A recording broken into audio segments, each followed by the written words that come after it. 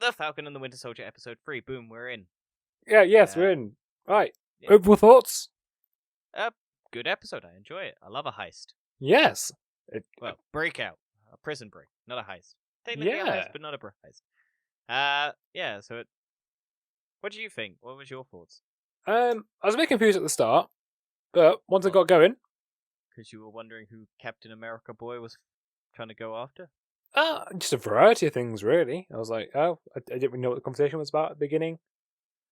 Oh, it was about the flag smashers. Yeah, I know something about that. Yeah, it was just that's the hideout that they were in the last episode. Yeah.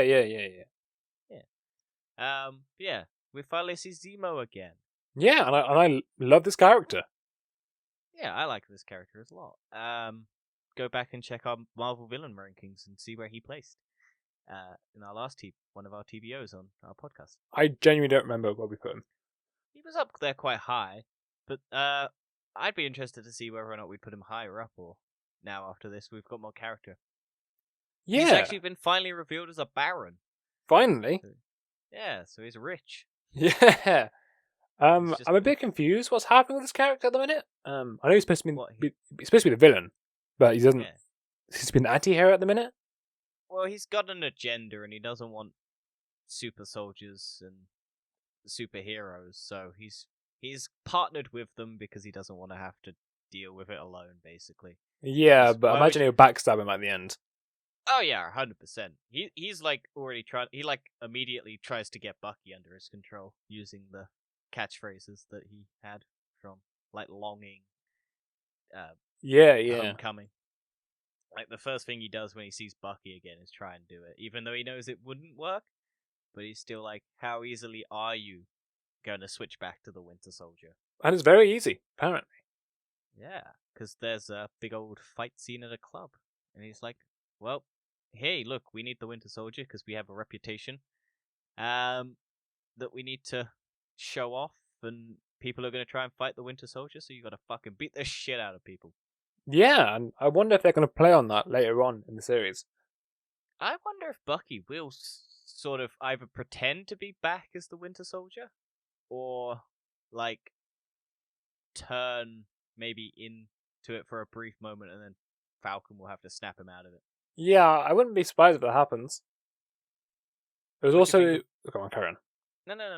Because it's also interesting to see that Sharon Carter is back in this episode as well.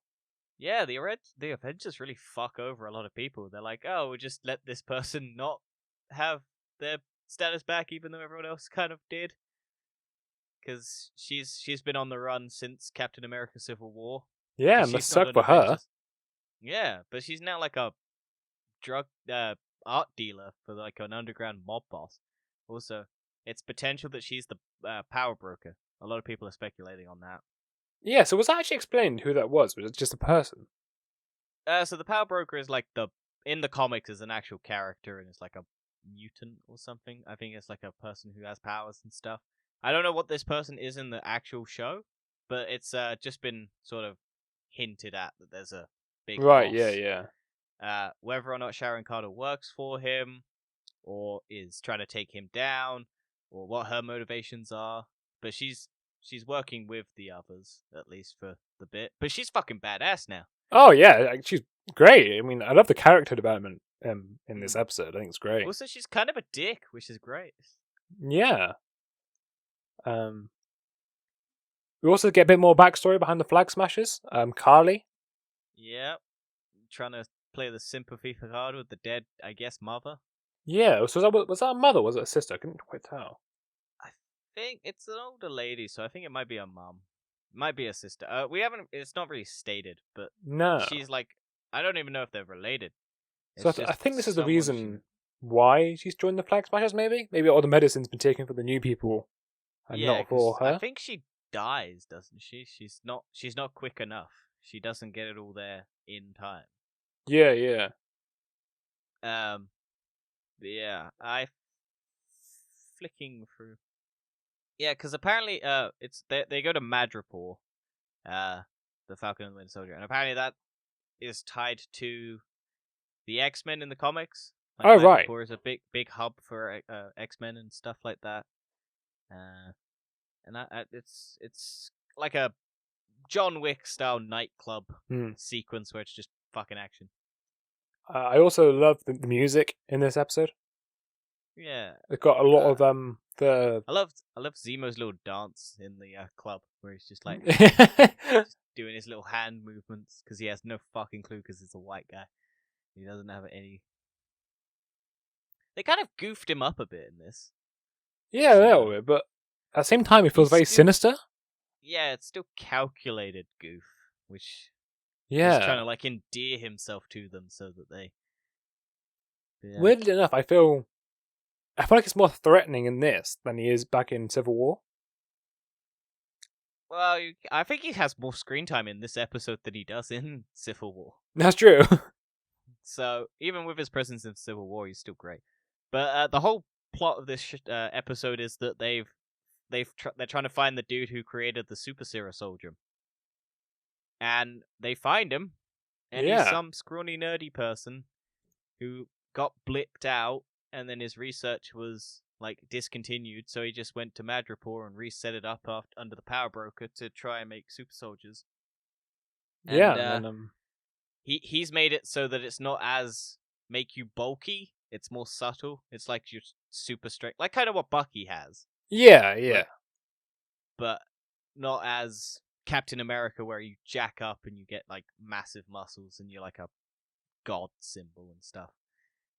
Like, it's more subtle, so you can look like a weakling, but you'll still beat the shit out of anyone. It'd be interesting to see if like any random person has it occasionally. Like they trust and they're like, oh wait, this person now has super soldier serum. Well, they've said that there's 20 vials and 6 people have taken them, so there's at least 14 vials out. I thought it was 8 people. I had it. Oh, maybe it's 8, but it's between 12 and 14, if anything. Yeah. In terms of vials left, and we know probably old matey boy Captain America knockoff is probably gonna get one of those vials. I think he will and too. And maybe Zemo. Zemo might get one. Because he might take it to be able to then knock down, like be able to compete physically. Because he has a little action sequence where he's good, but he's not super soldier level good. No, he hasn't got the strength to do it.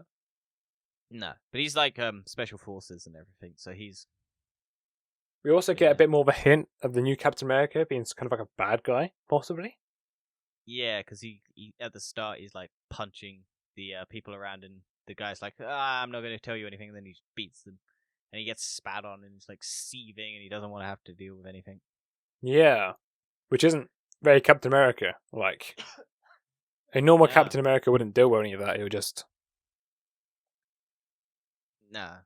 But they also showed the Flag Smashers are slowly turning more dark, because old matey boy Callie, or whatever her name is, blows Carly. They break into a place with loads of supplies, and then they blow it up. Yeah. And there are still people in it, so... And she's like, the only thing people see is violence, so why not fly into it? Which makes you wonder what they're going to do next.